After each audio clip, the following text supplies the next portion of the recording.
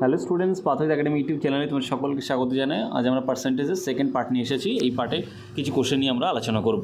ওকে, তো কোনো পরীক্ষায় পাস নাম্বার 40%। ওকে, যদি কোনো পরীক্ষার্থী 140 নাম্বার পেয়ে 20 নাম্বারের জন্য ফেল করে, তবে পরীক্ষায় মোট নাম্বার কত ছিল? পাস করতে গেলে কত পার্সেন্ট নাম্বার দরকার? 40%। ওকে, আচ্ছা, এটা পার্সেন্টেজে। আর নাম্বারে কত দেখো, 140 পেয়েছে, পেয়ে 20 নম্বরের জন্য ফেল করেছে, তার মানে তাকে পেতে হতো কত? 160, তারপর তো পাস করতো। মানে 140 পেয়েছে, পেয়ে 20 নম্বরের জন্য ফেল করেছে, তার মানে কি 160 পেলে সে পাস করতো। তাহলে পার্সেন্টেজে কত? 40%। আর নাম্বারে 160, তাহলে কেটে যদি 1% মানে কত হবে তাহলে বলো? 160/40। তাহলে কাটাকুটি করলে 4 4 16, তাহলে 1% মানে 4। বলেছে পরীক্ষায় মোট নাম্বার মানে 100%। তাহলে 100% মানে কত হবে? 1% মানে 4, তাহলে 100% মানে 400। ওকে, তাহলে C is the right answer. দেখো পরের কোশ্চেনটা কী বলেছে, কোনো পরীক্ষায় 50% না পেলে পাস করা যায়। মানে পাস করতে গেলে কত পার্সেন্ট নাম্বার দরকার? 50%। যদি কোনো পরীক্ষার্থী 250 নাম্বার পেয়েও 50 নম্বরের জন্য পাস করে, তবে পরীক্ষায় মোট নাম্বার কত ছিল? তার মানে এখানে বলতে চাইছি যে 250 নাম্বার পেয়েছে, পেয়ে পাস করেও কত নাম্বার এক্সট্রা? 50 number extra. তার মানে পাস মার্কস কত? তার 250 পেয়েছে, পেয়েও 5 নাম্বার চেয়ে 50 বেশি পেয়েছে। এখানে ভাষাটা একটু ভুল আছে, তার মানে 200 নাম্বারে পাস। তাহলে 50% মানে কত? 200 নাম্বার। তাহলে 1% মানে 200/50 মানে কত? 4 হবে। ওকে, তাহলে 100% মানে কত হবে? 400 হবে। Okay, C is the right answer. Next, এক পরীক্ষার্থী 30 নম্বর পেয়ে 50 নম্বরের জন্য ফেল করেছে, এবং অপর এক পরীক্ষার্থী 42% নাম্বার পেয়ে 5 নম্বর থেকে 10 নম্বর বেশি পেয়েছে। তার মানে ভালো করে দেখবে, 30 নম্বর পেয়ে 50 নম্বরের জন্য ফেল করেছে, আর যেই 42% পেয়েছে, মানে 12% এক্সট্রা পেয়েছে। আগে 30 ছিল, এখন 42, 12 নম্বর যেই বেশি পেয়েছে, সে আবার 10 নম্বরের জন্য কী হয়েছে? মানে 5 নম্বর থেকে 10 নম্বর বেশি পেয়েছে। তাহলে এই দুটো যে পার্থক্য, 42% আর 30% পার্থক্য কত হবে? 12%। তাহলে এই 12%-এর জন্য কী হচ্ছে? আগে কী করছিল? ফেল করছিল, আর এখন 10 নম্বর এক্সট্রা পাচ্ছে। তার মানে কি 10 মাইনাস, আগে ফেল করছিল মানে -50, তার মানে কত হচ্ছে বলো? 10 মাইনাস 50 মানে কত? 60। বুঝতে পারলে? কারণ আগে তো ফেল করছিল 50 নম্বর, তাহলে সেই 50 নম্বর প্রথমে কভার হচ্ছে, প্লাস আরও 10 নম্বর এক্সট্রা পাচ্ছে, তার মানে কত? 60 নম্বর। তাহলে 12% মানে 60, তাহলে 1% মানে 60/12, তার মানে 5। আর কী চেয়েছে পরীক্ষায়? মোট নাম্বার। তাহলে 100% মানে কত হবে? 1% মানে 5, তাহলে 100% মানে 500। ওকে, তাহলে B is the right answer. এখান থেকে কিন্তু ভালো করে বুঝবে যে 30% পেয়ে 50 নম্বরের জন্য ফেল করছিল, মানে যেই 30% পাচ্ছিল সে 5 নম্বর থেকে 50 কম পাচ্ছে। যেই 42% পাচ্ছে সে 5 নম্বর থেকে 10 নম্বর বেশি পাচ্ছে। তার মানে এই যে 12%-এর পার্থক্য, সেটা মানে কি আগে 50 নাম্বার প্রথমে কভার হচ্ছে, প্লাস 10 মানে 60 নাম্বার। ওকে, তাহলে 12% মানে 60, 1% মানে দিস। এই নেক্সট কোশ্চেন দেখো, পরের কোশ্চেনটা, এক পরীক্ষার্থী 32% নাম্বার পেয়ে 18 নম্বরের জন্য ফেল করেছে।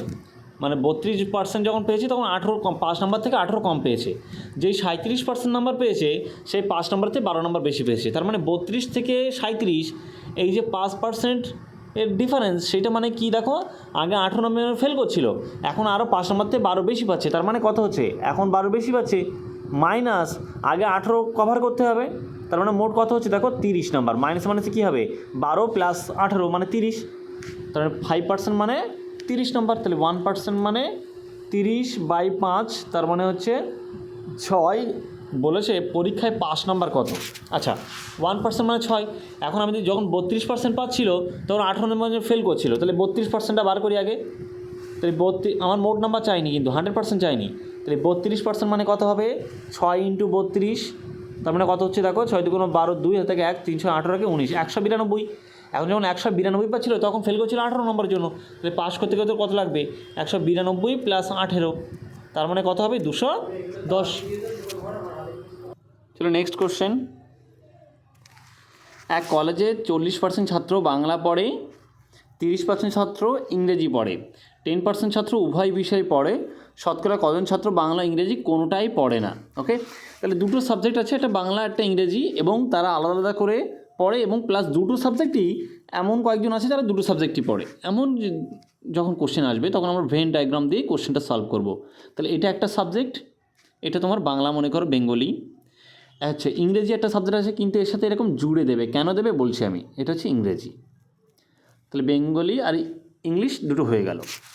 এখন কেন আমি জুড়ে দিলাম তার কারণ হচ্ছে, দেখো এখানে একটা জায়গায় বলা আছে যে 10% উভয় ছাত্র পড়ে, মানে বাংলাও পড়ে ইংরেজিও পড়ে, তাহলে সেই জায়গাটা কোনটা হবে? এইটা হচ্ছে 10%, বুঝতে পারলে? কারণ এই জায়গাটা তুমি দেখো বাংলার মধ্যেও আছে ইংরেজির মধ্যেও আছে।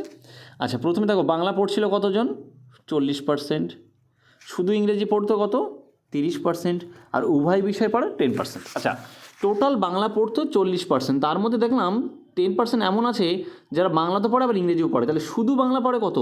40 - 10, মানে এই ফাঁকারটুকানি, মানে কত পার্সেন্ট? 30% শুধু বাংলা পড়ে। টোটাল দেখো এই টোটালটা ছিল হচ্ছে ইংরেজি, মোট ইংরেজি পড়তো 30%, তার মধ্যে 10% এমন আছে ইংরেজি তো পড়ে প্লাস বাংলাও পড়ে, তাহলে শুধু এই ফাঁকাটুকানি জায়গা শুধু ইংরেজি পড়ে কত? 30 - 10, 30 - 10 মানে কত পার্সেন্ট? 20%। তাহলে এইবার দেখো, তাহলে মোট সাবজেক্ট পড়ছে, দেখো প্রথমে শুধু বাংলা এইটুকানি দেখবে, শুধু বাংলা পড়ে 30 প্লাস উভয় বিষয় বাংলা ইংরেজি দূরে পড়ে 10 আর শুধু ইংরেজি পড়ে 20, তাহলে মোট কত হচ্ছে? 60%। তাহলে সব সাবজেক্ট পড়ে কত? 60%, সরি 60%। তাহলে পড়ে না এমন কত? মোট তো 100 জন, 100%, তাতে 60% কি মানে বাংলা পড়ে, বাংলা ইংরেজি দুটো পড়ে আর শুধু ইংরেজি পড়ে, তাহলে পড়ে না কত? 100 মাইনাস এই যেটা হয়েছে 60, মানে কত? 40%। তাহলে দেখো কতজন ছাত্র বাংলা ইংরেজি কোনোটাই পড়ে না, আনসার কী করবে? 100 মাইনাস এই যেটা যোগ করেছিলে 60, মানে 40%। নেক্সট কোশ্চেন, এক শ্রেণীতে 50% ছাত্র ইংরেজিতে এবং 40% ছাত্র অঙ্কে ফেল করে, 20% ছাত্র উভয় বিষয়ে ফেল করে, তাহলে কী করবো? সেম জিনিস, চিত্র আঁকবো। একটা হচ্ছে ইংরেজি, একটা হচ্ছে অঙ্ক, ম্যাথ। ওকে, ম্যাথ পড়তে কত ফেল করেছে? কত? 50% ম্যাথ ফেল করেছে, ইংলিশ, আর ম্যাথ ফেল করেছে 40%। উভয় বিষয় ফেল করেছে, উভয় বিষয়টা মানে কি? এই জায়গাটা 20%, বুঝতে পারলে? তার কারণ হচ্ছে দেখো এই জায়গাটা ইংরেজির মধ্যেও পড়ে অঙ্কের মধ্যে পড়ে। আচ্ছা, টোটাল ইংরেজিতে ফেল করছিল 50, তার মধ্যে 20% এমন রয়েছে ইংরেজিতে ফেল করেছে প্লাস অঙ্কেও করেছে, তার মানে শুধু ইংরেজিতে ফেল কত? 50 - 20, মানে কত হবে বলো তো? 30% শুধু ইংরেজিতে ফেল করেছে। শুধু ম্যাথে দেখো মোট ম্যাথে ফেল করেছে 40, তার মধ্যে 20% এমন রয়েছে যারা ম্যাথে তো করেছে প্লাস ইংলিশে করেছে, তাহলে শুধু ম্যাথে করেছে কত? 40 - 20, মানে হচ্ছে 20%। তাহলে মোট ফেল আমরা হিসেব করব। দেখো মোট ফেল কত হচ্ছে, এইটুকু দেখো, শুধু ইংরেজিতে ফেল 30 প্লাস দুটো বিষয় ফেল করেছে 20 প্লাস শুধু অঙ্কে ফেল করেছে 20, তাহলে যোগ করলে কত হবে? 70% ফেল করেছে, তাহলে পাস করেছে কত? তাহলে সব মিলিয়ে ফেল করেছে 70%, তাহলে পাস 100-র মধ্যে 70 জন ফেল করেছে, এটা হচ্ছে ফেল, তাহলে পাস করবে কত? তাহলে পাস করবে 100-র মধ্যে কত? 30%, মানে 100 থেকে 70 বাদ দিলে আনসার হবে এই is the right answer. Next, একটি শ্রেণীতে 52% বাংলায় পাস করে, 40% ইংরেজিতে পাস করে, আর 12% উভয় বিষয়ে পাস করে, শতকরা কতজন ছাত্র উভয় বিষয়ে ফেল করে? একই কোশ্চেন, কী করবে? ভেন ডায়াগ্রাম আঁকবে। একদিকে লেখো বেঙ্গলি, একদিকে লেখো ইংলিশ। ওকে, বেঙ্গলিতে 52% পাস করছিল আর ইংরেজিতে 42%, আর উভয় বিষয়ে 12%। এইবার হিসেব করব। দেখো মোট বাংলায় পাস করছিল 42%, তার মধ্যে 12% এমন আছে যারা বাংলায় তো করেছে প্লাস ইংরেজিতেও করেছে, শুধু বাংলাতে কারো কতজন করবে? শুধু বাংলা 52 - 12, যেই 12 বাদ দিচ্ছি তাহলে কি উভয়টা বাদ দিয়ে দিয়েছি, তার মানে কত? 40% শুধু বাংলায় পাস করেছে।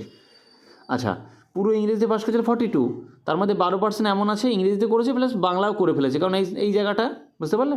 তাহলে 42 - 12 মানে হচ্ছে 30%। তাহলে এবার হিসাব করব।